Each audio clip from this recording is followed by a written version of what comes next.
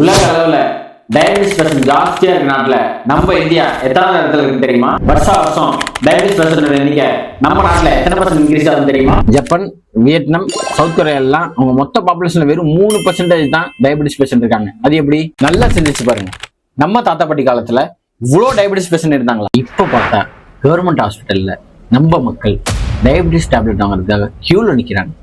இன்னும் ஒரு சில பேர் ஒரு படி மேல போய் இன்சுலின் ஊசியை கையில வச்சு சுத்துறாங்க. இப்ப சொல்றேன் கேளுங்க, டயபிட்டிஸ் பேஷண்ட் ஜாஸ்தியா இருக்கு நாட்டுல நம்ம இந்தியா 2வது இடத்துல இருக்கு. அது மட்டும் இல்லாம வருஷம் 5% டயபிட்டிஸ் பேஷண்டோட எண்ணிக்கை கூடிக்கிட்டே இருக்கு. ஜப்பான், வியட்நாம், சவுத் கொரியா இது மாதிரி நாடுகள்லாம் எப்படி டயபிட்டிஸ் பேஷண்டோட எண்ணிக்கை எவ்வளவு கம்மியா இருக்குன்னு பார்த்தா அவங்களுடைய பாரம்பரிய உணவு பழக்க வழக்கங்கள்லயே எடிபிள் சீட்ஸ் ஆட் பண்ணிருக்காங்க.